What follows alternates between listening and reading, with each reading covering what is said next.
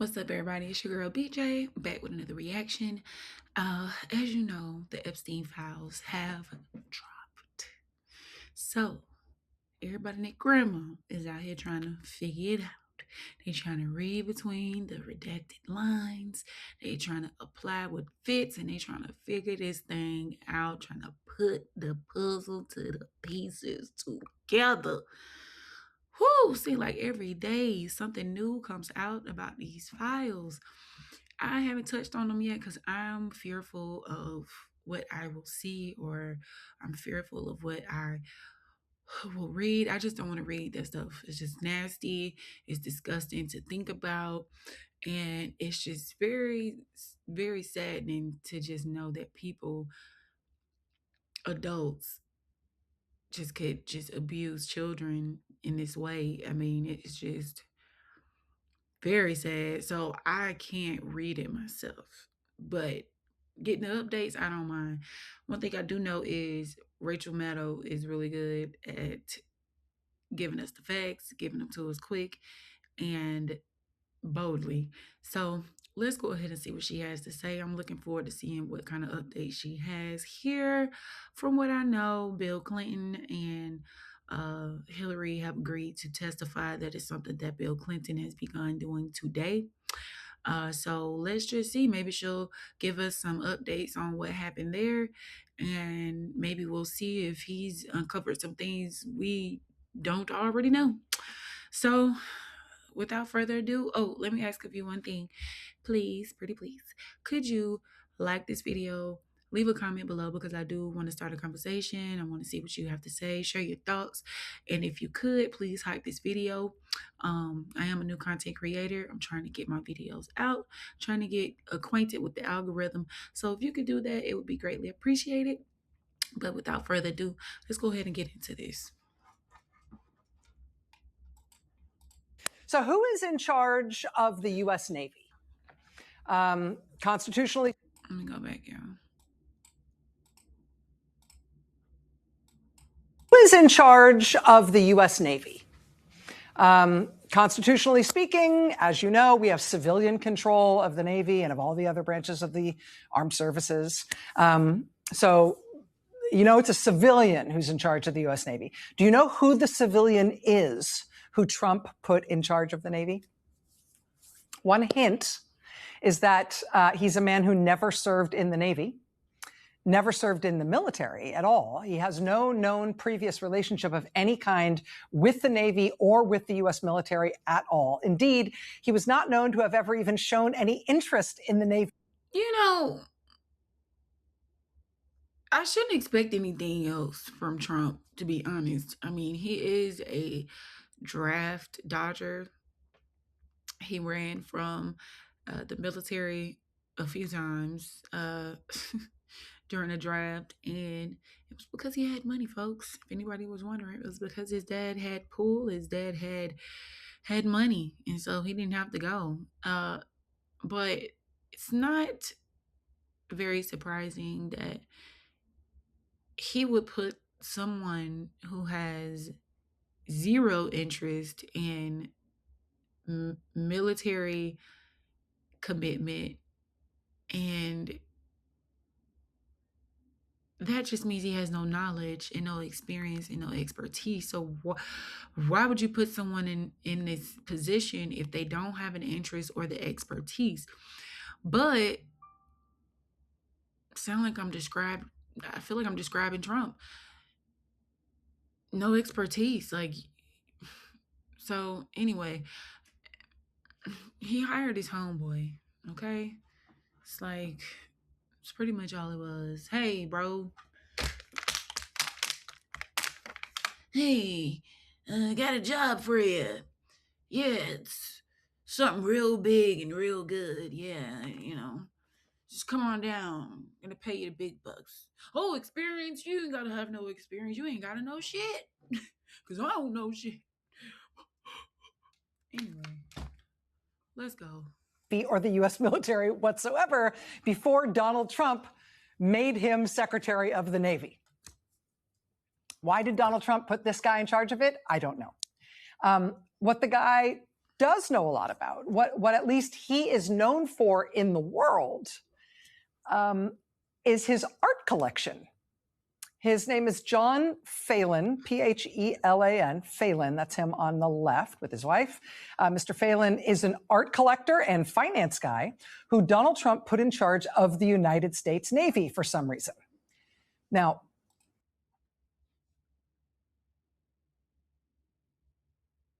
An art collector? Collector of the arts.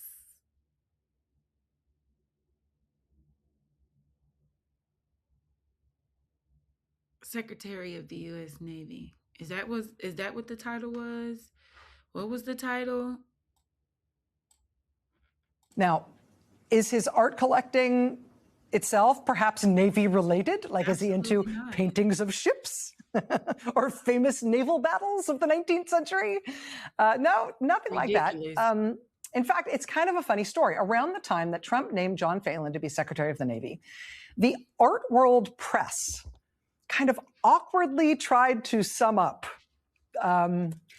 John Phelan's tastes in art. They tried to describe for the non-art world public who's just hearing about this guy for the first time, they tried to describe what John Phelan was known for in the art world, in case anybody was curious as to why Donald Trump might have landed on him, in particular, for the job of Navy Secretary. A number of art world publications eventually sort of settled on what I guess is a representative quote, an existing quote from a former executive at Sotheby's describing the art tastes of Trump's new Navy Secretary.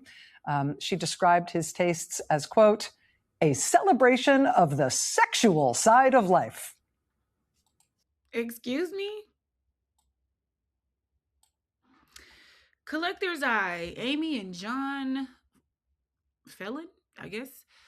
All right, described the Phelan's collection as brave, a celebration of the sexual side of life.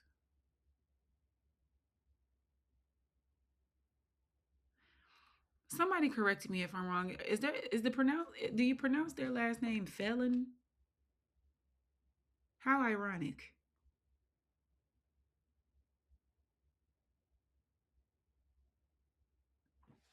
What? Of the sexual side of life. Raunchy. The publication ArtNet published photos of some of his collection in situ at one of his homes, photos that I cannot show you on TV. Dang. Other art world publications described, for example, a video art installation at one of his homes, which is just all Playboy centerfolds. There's also, famously, the floor at his like $38 million mansion in Aspen, Colorado. In an interview with the artnewspaper.com, Trump's Navy Secretary, John Phelan, his wife, was asked by that publication, quote, what is the most surprising place you have displayed a work? And she answered, quote, in the living room of our Aspen home, we have a mirrored floor. It covers the entire space. It is amazing to see people's reactions at parties when they realize what you can see in the floor. Naughty and nice. Wow. End quote. Wow. That Aspen home with the mirrored floor, that is where John Phelan hosted a gazillion-dollar fundraiser for candidate Donald Trump in August 2024. That fundraiser made news because it was one of the times Trump stated his made-up claim that prisons in the Congo were releasing all their murderers in order to ship them to the United States. He told that tall tale at the house with the, quote, naughty surprise mirrored floor, whose owner Trump soon named to run the United States Navy, despite him having no connection to the Navy at all. Incidentally, that Aspen fundraiser was one that Trump flew to on an airplane that had previously belonged to Jeffrey Epstein, which itself made some headlines at the time. The campaign said at the time that that was just a coincidence. But, you know, in the course of time, Trump got reelected to the presidency in November of 2024. He really did name This guy, John Phelan, the rando sexual side of life art collector with a mirrored floor, to run the United States Navy.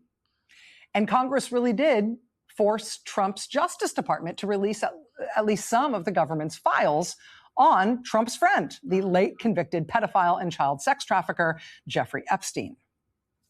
And perhaps inevitably, among the revelations in the Epstein files was this headline: John Phelan, Trump's Navy secretary, listed in Epstein flight logs.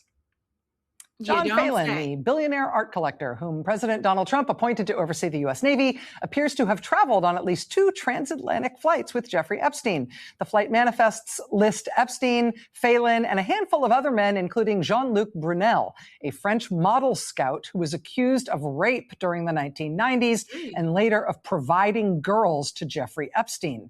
Brunel was found dead in his jail cell in France in 2022 after being charged in a related case. Authorities ruled it death by suicide. Epstein's aircraft was nicknamed the, quote, Lolita Express because, as some of Epstein's accusers have said, he frequently had young women and girls aboard the plane to entertain his guests.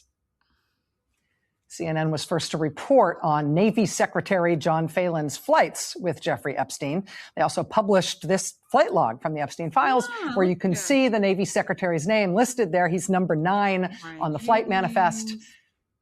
Now, nobody has claimed there were definitely any young women on board this plane or girls on board this plane, but we don't know who the other 6 people are whose names are redacted from this flight manifest for whatever reason. Why were those people having their names redacted? Right. MS Now contacted the U.S. Navy about John Phelan's connections to Jeffrey Epstein and Phelan's time on board Epstein's plane. The Navy is offering no comment. But today was the first day that members of Congress were allowed under very strict... The Navy is offering no comment.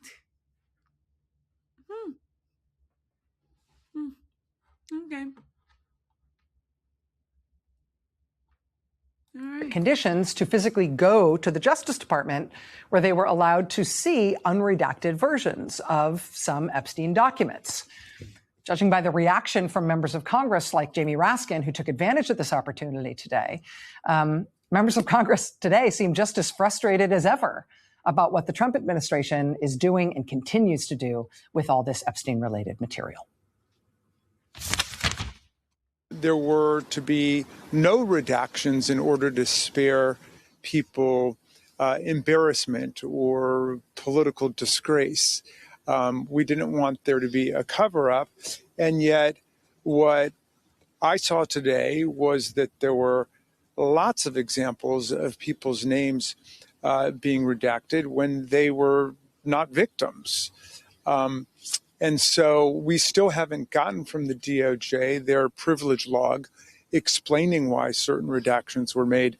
But I can tell you that I saw a whole bunch of them that seemed very suspicious and baffling to me. Donald Trump's name was redacted in a number of different places. And I saw one conversation between Epstein lawyers and Trump lawyers relating to the 2009 investigation, which had been redacted. And I don't see any particular reason that it should have been. Donald Trump's name is all over these files, all over it. I mean, thousands and thousands of times. One thing, sorry. One thing that came out in the release last month was a bunch of tips from through the tip line, including about President Trump and potentially with a 13-year-old girl. Did you get to see any of how those tips were investigated? Did you feel comfortable about them being dismissed? I saw nothing about that. But if you spend any real time with these files, you will see references to 17-year-old girls, 16-year-old girls, 14-year-old girls, 11-year-old girls, 10-year-old girls, and I saw a reference today to a 9-year-old girl. So it is a really gruesome and grim story. And I think in order to see our way through this and to try to make progress on criminal investigation and prosecution and some kind of social redemption from this whole nightmare, we need to listen to the survivors. A 9-year-old girl. 9 years old. President Trump is mentioned thousands of times in the files, as Congressman Raskin said there. Trump's Commerce Secretary, Howard Lutnick, is also all over the files, including in the files, apparently trying to negotiate a trip to Epstein's island. A straight liar. This is the guy who was, he was invited to an interview to speak about the Epstein files. This is the one who was recalling a conversation he had with his wife about when their first time visiting Epstein's home, because they lived next door to him or something. And he was like, his wife, he and his wife left immediately when they walked in, and they left and they told each other they would never step foot back in that disgusting man's home ever again. Liar. Okay, child, please. And do we mail him an Oscar, or do we not worry about it? Or the top Republican Party donor in the country, by far, Elon Musk, he's all over the files, including trying to get Epstein to invite him to what Musk called his, quote, wildest parties. And yes, the Navy Secretary, John Phelan, is there as well, flying on Epstein's plane with who knows who. But one of the people on board the plane was the French modeling scout guy who killed himself in jail when he was charged with Epstein-related trafficking crimes.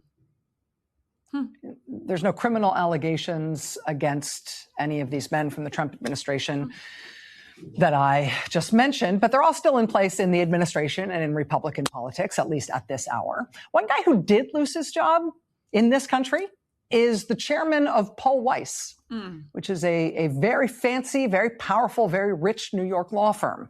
That law firm and its previous chairman, Brad Karp, became very, very famous in the past year as, quote, the face of capitulation to Donald Trump in his return to the White House. Soon after Trump was sworn in for his second term, Trump, you'll recall, started threatening elite law firms with executive orders of dubious legal weight. Brad Karp's law firm, Paul Weiss, was one of the firms that was threatened. And Brad Karp was the guy who immediately rushed to the White House to try to appease Trump, to have a conversation with Trump about getting his firm off the hook. The conversation was described as beginning, quote, with a prolonged discussion of golf. And that may be where it started, but where it ended was with Brad Karp, the chairman of Paul Weiss, promising that his elite law firm, Paul Weiss, would donate $40 million worth of free legal services to Donald Trump's pet projects as a way of trying to appease Trump so he wouldn't be mean to the firm anymore. Are you serious? Wow.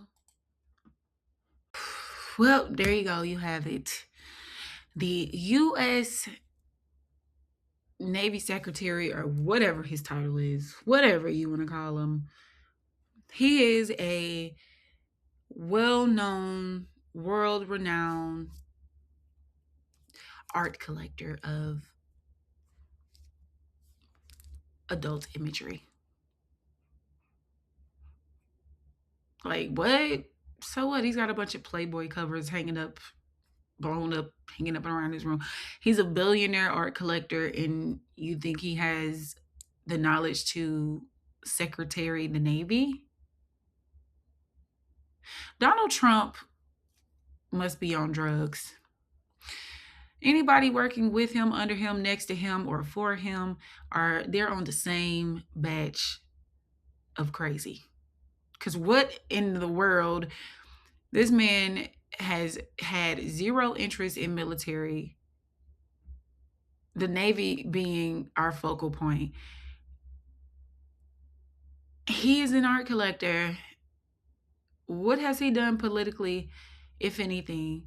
And Donald Trump, you guys as president, because I don't claim him, but you guys as president, the president of our country, he put him in office. So he just called his homeboy and said, hey,